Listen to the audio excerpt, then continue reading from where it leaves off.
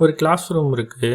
அதில் ஒரு ஸ்டூடெண்ட்டு எப்பயுமே 100க்கு 100 தான் மேக்ஸில் எடுப்பான். ஒரு டைம் என்ன பண்ணிட்டான், எக்ஸாம் எழுதும்போது ஏதோ ஒரு சின்ன தப்பு பண்ணிட்டான். அதனால் டீச்சர் ஒரு 2 மார்க் கம்மி பண்ணிட்டாங்க. இதனால் ரொம்ப ஃபீல் பண்ணுறான், 2 மார்க் குறைஞ்சிருச்சு அப்படின்ட்டு. டீச்சரும் இது பெருசாக கண்டுக்கல, விட்டுட்டாங்க. அடுத்த நாள் வராங்க. அப்பயும் அவன் அதே ஃபீலிங்கில் இருக்கான். இன்னும் அந்த ஃபீலிங் குறையல. சரின்னு விட்டுட்டாங்க. அடுத்த நாள் வரான். அப்பயும் அதே ஃபீலிங்கு. ஏன்னு கேட்டால், இந்த மாதிரி 2 மார்க் குறைஞ்சிருச்சு டீச்சர்னு சொல்லிட்டு அழறான். அதனால் அந்த டீச்சர் என்ன பண்ணுறாங்க, ஒரு கிளாஸ் டம்ளரில் தண்ணி இருக்குது, அதை கொடுத்து இது எவ்வளோ வெயிட் இருக்கும் அப்படின்னு சொல்லிட்டு அந்த பையன்கிட்ட கேட்குறாங்க. அவன் இது ஒரு 200 டு ஒரு 300 கிராம் இருக்கும் டீச்சர் அப்படின்னு சொல்கிறான். உன்னால் இது தூக்க முடியுமான்னு கேட்குறாங்க. ஓ, இது என்னால் தூக்க முடியாதா? என்னால் தூக்க முடியும் அப்படின்னு சொல்கிறான். ஓகே, அப்போ இதை ஒரு மணி நேரம் அப்படியே தூக்கி பிடிச்சிட்டு நெல் அப்படின்னு சொல்கிறாங்க.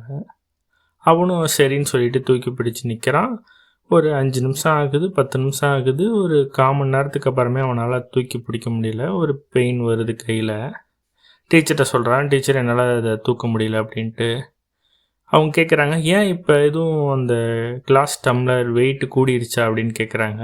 இல்லைங்க டீச்சர், என்னால் தான் தூக்க முடியல, கை வலிக்குது, ரொம்ப நேரம் தூக்கி பிடிக்கவும் அப்படின்னு சொல்லிட்டு சொல்கிறான். அப்போ அந்த டீச்சர் சொல்கிறாங்க, அதே மாதிரி தான் அந்த 2 மார்க் போனது ஒரு சின்னோண்டு ப்ராப்ளம். அதை நீ ரொம்ப நேரம் மனசுக்குள்ளே போட்டு தூக்கி பிடிச்சிட்டு இருக்கனால தான் உனக்கு இவ்வளோ பிரச்சனை, இவ்வளோ வலி அப்படின்னு சொல்கிறாங்க. இப்போ மன அழுத்தம்னா என்ன? அதாவது மைண்டில் ரொம்ப ப்ரெஷராக இருக்குது அப்படின்னு சொல்லுவாங்க. அப்படின்னா என்ன? இதில் அதிகப்படியான பொறுப்பு, அதிகப்படியான திங்கிங், அதிகப்படியான பயம் எல்லாமே கலந்து மனசை ரொம்ப போட்டு அழுத்திட்டு இருக்கும். இதுதான் மன அழுத்தம். ஓகே, இப்போ ஏன் இது இருக்குது எனக்கு? மற்றவங்களாம் அவங்களோட லைஃப்பில் நல்லா ஹாப்பியாக இருக்காங்க, எந்த ஒரு டென்ஷனும் இல்லாமல். எனக்கு மட்டும் ஏன் இவ்வளோ ப்ரெஷர் அப்படின்னா, வாங்க பார்ப்போம். அதிகப்படியான எதிர்பார்ப்பு. யார்கிட்ட இருந்து? மற்றவங்ககிட்ட இருந்து நம்ம எதிர்பார்க்குறோம், நம்மக்கிட்ட இருந்து மற்றவங்க எதிர்பார்க்குறாங்க. 2வது ஒன்று கம்பேரிசன். அதிகப்படியாக கம்பேர் பண்ணுறது. அடுத்தவங்க ஒரு ஸ்டெப் அதிகமாக முன்னாடி போயிட்டா கூட நம்மளால் அதை ஏற்றுக்கக்கூடிய மனப்பக்குவம் இல்லை. 3வது, எல்லாத்தையும் நம்ம கண்ட்ரோல்லே வச்சுக்கணும் அப்படின்னு நினைக்கிறது. எது எது நம்ம கண்ட்ரோலில் வச்சுக்க முடியுமோ அதை வச்சுக்கணும். எது எது நம்ம கண்ட்ரோலை மீறி போயிருச்சோ அதை விட்டுறணும், அக்செப்ட் பண்ணிக்கணும். அவ்வளோதான் செய்ய முடியும். இதுக்கு திருவள்ளுவர் ஒரு அழகாக ஒரு குறள் ஒன்று சொல்லுவார், வருமுன் காவாதான் வாழ்க்கை எரிமுன் வைத்துரு போல கெடும். இதில் ஒரு வைக்கோல் பக்கத்தில் ஒரு நெருப்பு எரியுது, அது கொஞ்சம் டிஸ்டன்ஸ் இருக்குது. அப்பயே அந்த நெருப்பை அணைச்சிருந்தோம்னா ஓகே, அந்த வைக்கோல் சேஃபாக இருக்கும். அப்போ அது நம்ம கண்ட்ரோலில் இருக்குது.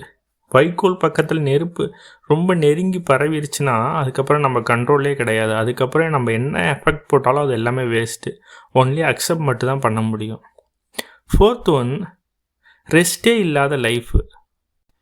சரி, அப்போ எனக்கு இந்த மன அழுத்தம் இருக்கா? இதை எப்படி கண்டுபிடிக்கிறது? ஒரு 5 ஸ்டெப் தான். ஃபஸ்ட்டு, தூக்கம் போயிடும்.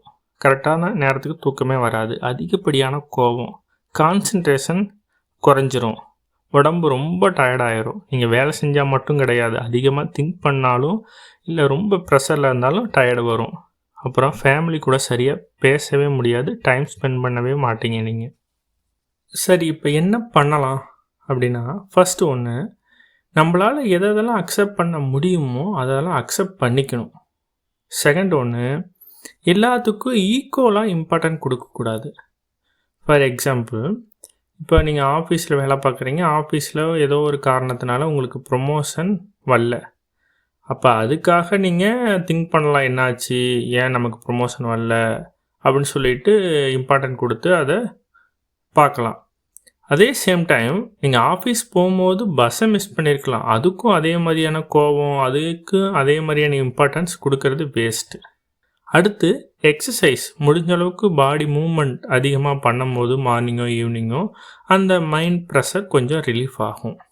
அப்புறம் நமக்கு நம்பிக்கையான ஃப்ரெண்ட்ஸு இல்லை சொந்தக்காரங்க யாரோ ஒருத்தவங்கக்கிட்ட மனம் விட்டு பேசுகிறது, நம்மளோட பிரச்சனை, நம்மளுடைய மன அழுத்தத்துக்கு என்ன காரணமோ அதை கொஞ்சம் அதிகமாக பேசும்போது கொஞ்சம் ரிலீஃப் ஆகும்.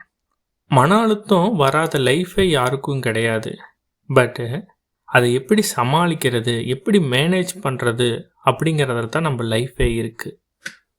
இந்த மாதிரி டே டு டே லைஃப்பில் நம்ம எல்லாருக்கும் நடக்கிற ரியல் ப்ராப்ளமை எளிமையாக இந்த சேனலில் பேசுகிறோம்.